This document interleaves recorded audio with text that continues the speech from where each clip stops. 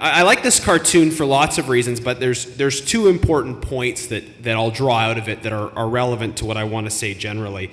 And the first is that just because your project is right, just because it makes sense, just because it's the rational thing to do to approve the project doesn't mean it's going to get approved. Democracy sometimes feels a bit like mob rule. It's what the majority wants. And a rumor, a bit of misinformation can really get in the way of your success. So it's important to be attentive to public opinion and not just whether or not an idea makes sense on its merits. And secondly, democracy means different things to different people. For many of us, this isn't what we understand democracy to be. Democracy includes things like individual rights and an independent judiciary. But the social meaning of democracy is changing and can change, and I think it is changing in an important way. The philosophy around what democracy was used to be epitomized by this guy, Edmund Burke, who said, your representative owes you not only his industry, but his judgment, and he betrays you instead of serving you if he sacrifices it to your opinion. It used to be that decisions were made by political decision makers, right? By politicians, by planners, and politicians were elected because of supposedly their judgment. People didn't really feel like they needed to be involved in every single decision making by leaders. And in that era, it made sense for business stakeholders to focus their efforts on lobbying political decision makers. But that's changing. This new picture really is the new reality. Democracy is no longer understood to mean voting once every 4 years. Really, it's now the process of constant engagement and consultation with the public. We see this a lot in natural resource development, in real estate, in other areas as well. Just because an elected politician makes a decision, it's not considered democratic. The public feels cheated if they don't think they've been sufficiently consulted and engaged in the process all the way along. If they're not engaged at that level, they'll feel like they've lost their democratic rights. Democracy now means consultation. I love this quote from Gandhi. He really got it, that politicians inevitably have to follow public opinion. In this new environment, the best approach for business stakeholders, if you want to get a rezoning, a variance approved, or some kind of project approval other than that, is to solicit public support. Because politicians follow public support. If they think your project is popular with the public, it's likely to be approved. If they think otherwise, then it's likely not going to be. So what we do at Abbington is we do what we call winning consultations. And it's satisfying this democratic demand in the mind of the public to be consulted in the decision-making process, but it does something else at the same time. It seeks to convince in the process of consultation. So it's figuring out what the public wants so that you can frame your discussion about concepts in a way that the public is going to appreciate, and at the same time presenting information that responds to questions and concerns. Our clients understand that convincing the public is as or more important as convincing political decision makers because, as I said, generally speaking, the politicians will follow the public. I want to talk to you a bit about one project that we did, just to give you a sense of the power of this kind of consultation analysis and the advantages it has. We were hired by a company in the Vancouver area to assess public sentiment around a proposed development area. Now, this is important. They hired us at the pre-planning stage. It wasn't, they were wise enough not to wait until after they had a public opinion problem and try and walk back that concern. They brought us in at the pre-planning stage so that they could engage the community from the start and ensure they had public support. So we undertook a preliminary study for them of community opinion in order to help them frame their subsequent development proposals. So here's what we did. First, we defined the consultation area. We went through this very careful process of figuring out who was likely to be affected by the proposed development, who was in the surrounding area. And we identified roughly 600 active residential phone numbers in the area. So at the beginning of March, this is a recent project of this year, we called every number and we attempted it up to 3 times. Some people are just never going to pick up on those 1-800 calls, but we got a good number of responses from people that wanted to tell us what they thought should go in there. And basically, we asked a range of different kinds of questions, but the focus was, what would you like to see in this development area, both in terms of broad types of development, but also specific amenities. Because this was a pre-study, we didn't identify the name of the client. Sometimes if we were doing a consultation, we'd say, developer X wants to know what your opinion is. Here are some options or what have you. But in this case, we wanted to just find that information out without revealing who the developer was, because it was preliminary information. Perhaps later on in the process, once they already were comfortable enough that they were moving in the right direction, they might want to be identified and get the benefits associated with people knowing that you're asking them questions. People like being consulted, so when they hear that a particular developer is trying to find out information about their concerns, that has a positive effect on their impression of the developer. You're getting a benefit in terms of public opinion just by asking the question. So here's some of the results. This in the next slide I'll show you have some of the results information on it. This is, did people think this particular area was suitable for different types of development? And as you can see, I've talked to a few people who have the impression that the public is just incurably anti-development. That's not true in this area, and this is as trendy and you know, it's not a particularly pro-development area, one that you would necessarily assume is, but the numbers clearly indicate that people are favorable to development and certain kinds of development. You know, if you have a heavy industrial project you're planning on going in with this area, you should be aware of the risks. There's high demand. There's a high level of support for retirement housing and varying levels of interest in other forms of housing as well. This slide shows different amenities that people want. Again, higher levels for some. There's real demand in this area for whatever reason for a grocery store. And so this is information that's very, very useful to have when you're figuring out what kind of a proposal to bring forward and how to frame it. It might make sense to really try and recruit a good grocery store tenant and emphasize that in your communications about the proposed development as sort of something that's going to be available to the community that wasn't available before. This doesn't take away from, of course, the importance of analyzing the market and all the other factors that go into deciding what you're going to build, but it's good to have that public opinion information. Maybe it affects your decision about what you build, but certainly it will affect your decision about how you talk about it. We've also got the tools to allow this client and others to remain informed, to remain in conversation with the community after the initial consultation. In this case, we asked people, did they want to stay informed about developments? Do they want information once a specific plan was put together for the development? And we had about 40% of respondents saying yes, they wanted to remain informed. So we took email addresses from people, and we have that tool for maintaining a constant conversation. We provided that information back, the individual information back to the client.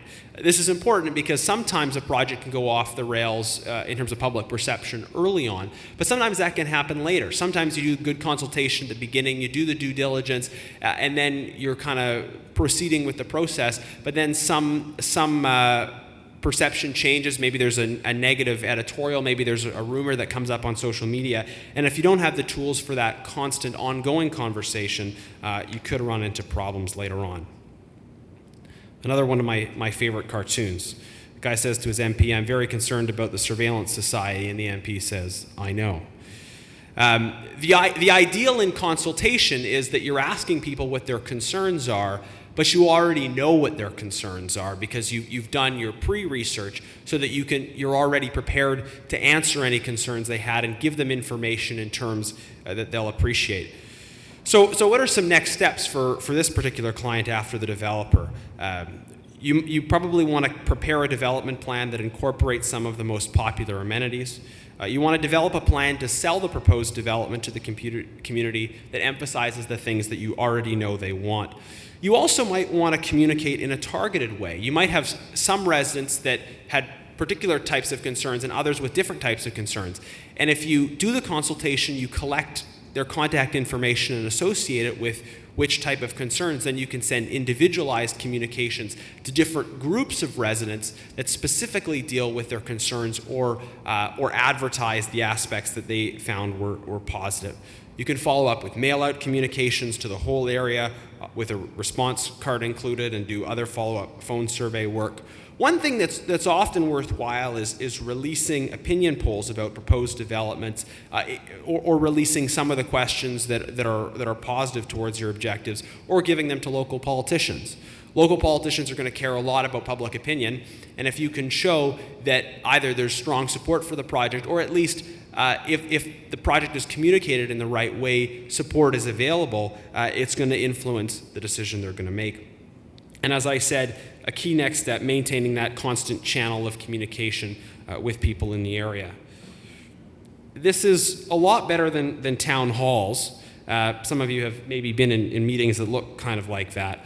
Town halls often bring out really the most extreme and sometimes the most anti-development elements, but they're not a great opportunity for maintaining communication with sort of the average person in the area. A consultation allows you to communicate with everyone who's affected, and it also gives you some key data points to respond with. You should definitely still do town halls as part of a broader consultation process.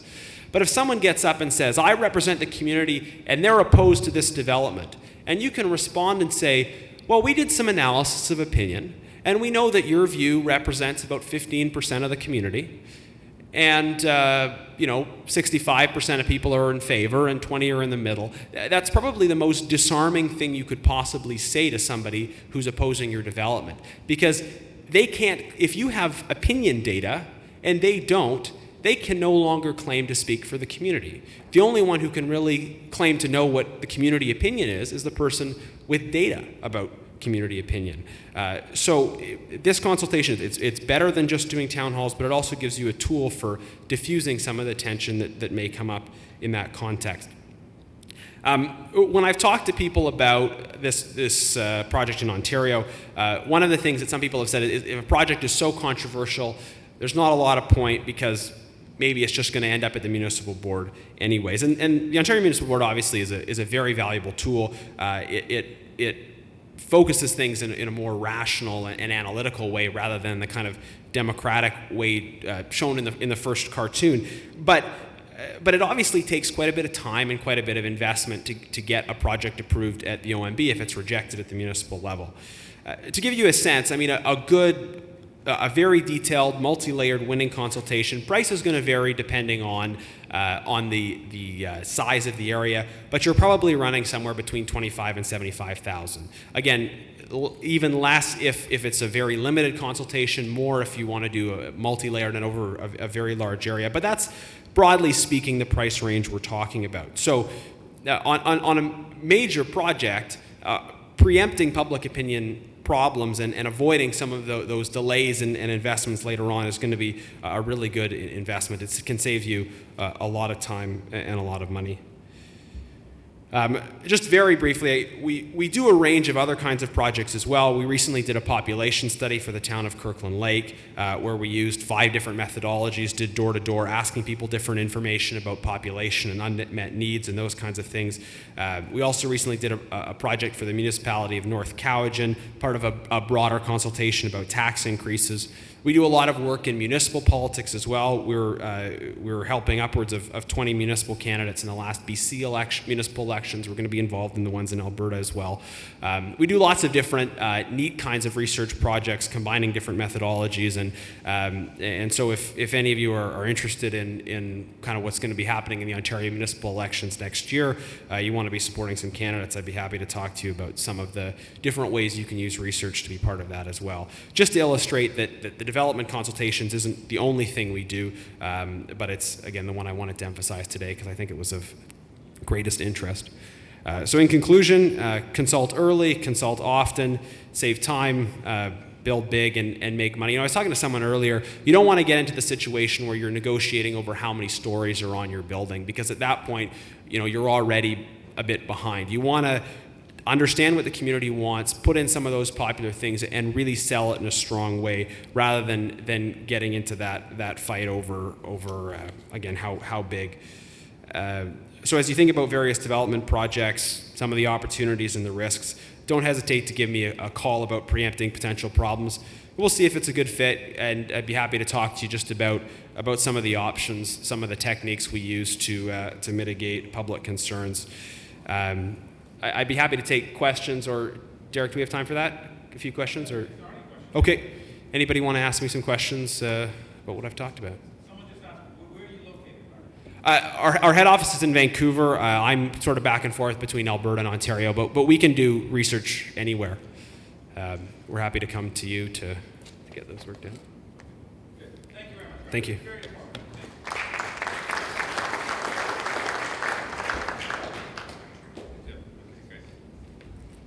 Okay, we're just, it's been a long day for you guys. We're just going to wrap up with just a few more points. We really would appreciate if you would give us your symposium evaluation. We are planning on doing a fall seminar series, and we want to drill down. We don't just want this to be an apartment convention that covers 20 topics and 20 panels. We want to pick interesting topics and then drill down on them, okay? So here are a couple of thoughts we had. One, we want to, like, our business is all about people, and we have human resource problems. How do you hire, compensate, retain, train the people that work in our apartment buildings? We'd like to do a one-day session on that and bring in experts who do that. But again, we need your feedback if this interests you. The other topic we thought about doing was apartment operations and a technology conference. This is not social marketing. This is bringing different technology to our industries in terms of operating our building, running our building, managing our building, financing our building, yield management, for example, what the airlines use, right? I mean, why are we renting our apartments all at one price? All year long. There are different seasons and things like that. And then the third session we thought about was an apartment research and strategies conference, where we would talk about how you go about doing research in an area in terms of economics, demographics, how you invest, and then look at major and benchmark transactions across the country. So if you have an interest in any one of those topics, we'd like to hear from you and what you would like to learn about. So we talked today several times about this idea of doing a new apartment construction feasibility study. And if you look in your package, we gave you an index of what one of our standard feasibility studies look like. And what we do is we answer 6 questions for you at a very early stage. You're thinking of buying a piece of land, you've optioned a piece of land, you've got some opportunity that's occurring. And I'm not going to walk through a feasibility study. I think it's just getting late in the day, but I will email all of you with our package a sample one. Fair enough, so you get a sense as to what it looks like. And if you're interested, as you go out the door to the right, we have a number of different feasibility studies for apartments, for student housing, low-rise, high-rise, and things like that. And they're all a little bit different. But here are really the questions that you need to answer as you go through this process, right? And the first one is, sometimes it's a very simple answer, just should you build? Well, if you bring us a terrific high-rise in Yorkville, yeah, the answer is probably it's going to work. But if you bring us a high-rise in a tough part of Scarborough, the answer is going to be no, right? So we're not going to do a study that's not going to work. You can oftentimes tell it. You just can't tell how well it's going to work and how well it's going to pencil out. What should you build? And it really is going to vary. If you're building something in downtown Toronto for young single people versus building something in Guelph or Milton, that's going to attract, a more senior demographic. And there's a lot of information available from CMHC and StatsCan. A lot of that information was in the ROC report. The critical question, we talked about that this morning, was, how much can you charge and the impact of rent today at a 5% cap rate. It's a 20-to-1 ratio for every $1 of $1 NOI. And then what's the depth of the market? And I really think that we worry too much about the depth of the market. That we've had a 35-year absence of new apartment construction. The renters are there. We forced them into other places. We forced them into buying condominiums and things like that. The only city in Ontario that comes close to being balanced in the apartment sector is London, Ontario. And you'll see a very small condominium industry in London, Ontario, because people have the choice to rent product that's of condominium quality. You also saw the lowest percentage of people living in the informal market, living in basement apartments, duplexes, triplexes, rented condos, and things like that. And I think that's really what Ontario deserves, is a proper, professional, purpose-built rental apartment market where people have choice. So we want to thank you again for attending. We look forward to seeing you at future conferences. Thank you again for your attendance and for your attention today. Cheers. God bless you.